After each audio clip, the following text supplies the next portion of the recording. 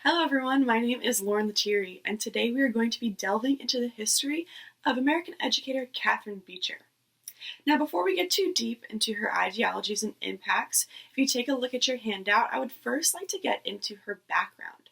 This way we can fully assess who she was not only as a person, but also as an educator. Catharine was born in 1800, right at the start of the century, to a fairly prominent family that included religious leaders, authors, and clergymen.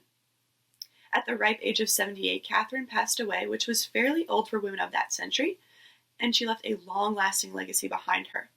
With the help of her father, Lyman, she was able to spark a female revolution within education and truly focus on the development of teachers.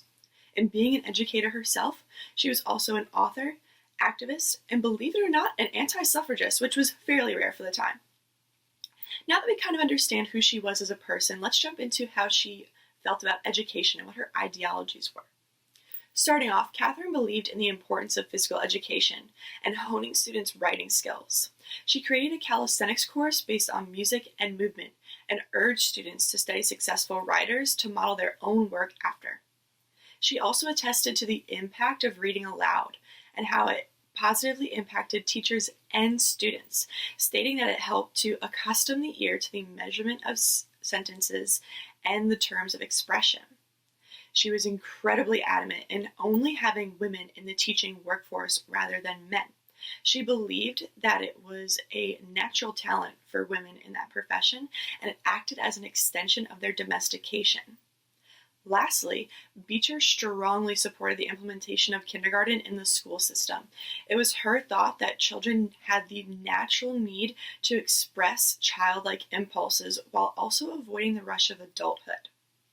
So now that we understand where she comes from in the educational aspects, let's jump into what she's done with that. Starting off, Beecher founded the American Women's Educational Association in 1852. This provided more opportunities for women education because at the time it was a very sparingly thing. Not only that, she also established education out west through the Ladies' Society for Promoting Education in the West, which still has some permanent institutions that are around today. The names may have changed, but the basis is still the same. Lastly, she created the Hartford Female Seminary, amongst other institutions dedicated to female education and furthering the knowledge of future educators. So women from the Hartford Female Seminary were the ones who were sent out by the Ladies' Society for Promoting Education in the West, this way that they could get the best educators to promote education out west in a place that was still developing in itself. Although she had plenty of wonderful ideologies, there are some critics behind her that do not agree with her political stances rather than her educational stances. They were confused as to why she would support female rights within education, but not within other aspects of life, such as voting and domestication. She strongly supported women staying within the house and men having separate roles. She believed that they were put on this earth for two different reasons, therefore should complete two different tasks as professions. A lot of critics, specifically Elise Portnoy, critiqued her activist life and questioned whether or not she could make two completely different standpoints within the same subset of information. But as a future educator myself, I agree with some of Beecher's standpoints, specifically the one about kindergarten.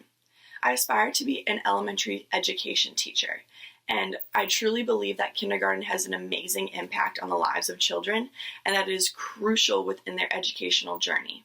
At such a young age, it's important to provide structure and make sure that students understand that they are allowed to have fun at such a young age, but also learn pivotal tasks within their lives, such as tying shoes, learning how to share, working within a classroom system.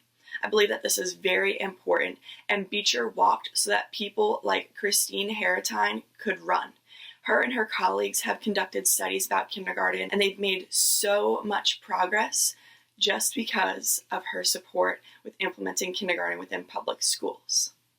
Well, thank you all for joining me today. I hope you learned something new. And if you have any questions at all, do not hesitate to email me. I would love to answer them for you.